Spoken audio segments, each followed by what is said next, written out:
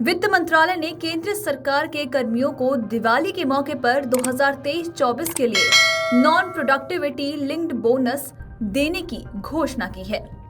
इसके तहत सभी पात्र कर्मियों को 30 दिन के वेतन जितनी राशि मिलेगी, केंद्र सरकार के ग्रुप बी और ग्रुप सी के अंतर्गत आने वाले वो अराजपत्रित कर्मचारी जो किसी प्रोडक्टिविटी लिंक्ड बोनस स्कीम के तहत नहीं आते हैं, उन्हें भी ये बोनस दिया जाएगा।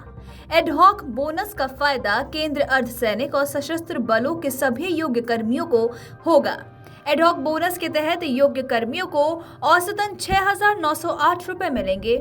वित्त मंत्रालय के व्यय विभाग द्वारा 10 अक्टूबर को जारी आदेश के अनुसार एडहॉक बोनस के तहत जो रकम दी जाती है उसका निर्धारण करने के लिए एक नियम बनाया गया है। कर्मियों का औसत वेतन गणना की उच्चतम सीमा के अनुसार जो भी कम हो उसके आधार पर यह बोनस जोड़ा जाता है।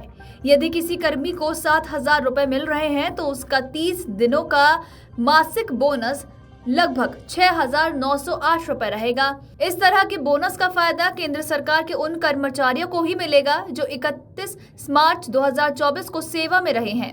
उन्होंने साल 2023 और 24 के दौरान कम से कम 6 महीने तक लगातार ड्यूटी दी है।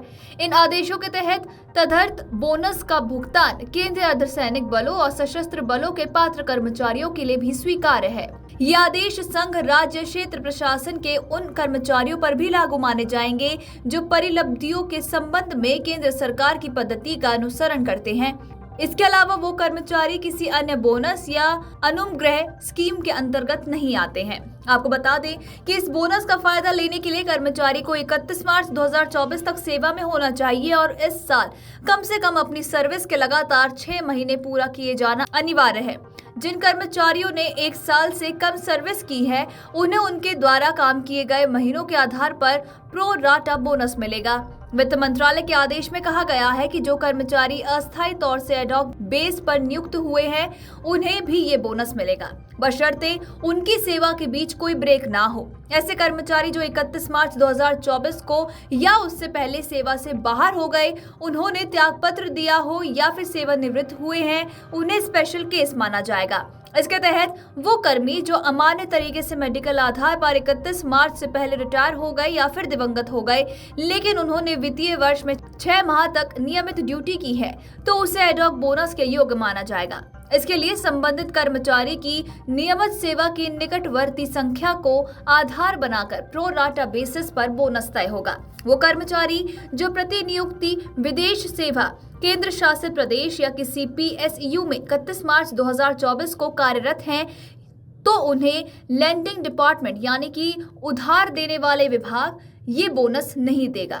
ऐसे केस में उधार लेने वाले संगठन की जिम्मेदारी बनती है कि वो एडहॉक बोनस, PLB, एक्सग्रेसिया और इंसेंटिव स्कीम आदि प्रदान करें, बशर्ते वहां ऐसे प्रावधान चलन में हो। यदि कोई कर्मचारी C या उसके ऊपर के ग्रेड में है और उसे वित्तीय वर्ष के दौरान बीच में ही विदेश सेवा से वापस बुला लिया जाता है, तो इसे लेकर एडहॉक बोनस का नियम बनाया गया है।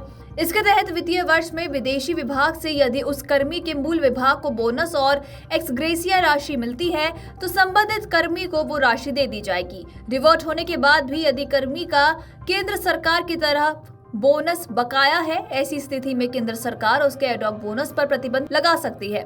जिन दिहाड़ी मजदूरों ने लगातार 3 साल तक 1 साल में कम से कम 240 दिन काम किया है, उन्हें इस बोनस का फायदा जरूर मिलेगा। ये अमाउंट 1,200 रुपए प्रति माह के आधार पर कैलकुलेट किया जाता है। आदेश के मुताबिक सभी खर्चों को संबंधित मंत्रालय और डिपार्टमेंट द्वारा उनके अप्रूव किए गए बजट में कवर किया जाएगा। बता दें कि दिवाली से पहले किए गए इस ऐलान के साथ ही केंद्र सरकारी कर्मचारियों को गुड न्यूज मिली है। इस बोनस के साथ फेस्टिवल सीजन के दौरान केंद्र सरकारी कर्मचारियों को अतिरिक्त फाइनेंशियल सपोर्ट भी मिलेगा। वीडियो डेस्क अमरउजाला.com। अगर आप ये वीडियो YouTube पर देख रहे हैं तो हमारे चैनल को सब्सक्राइब कर बेल आइकन दबाएं और Facebook पर देख रहे हैं तो हमारे पेज को लाइक करें। 8 मिलियन प्लस सब्सक्राइबर, आपके इस भरोसे के लिए बहुत धन्यवाद।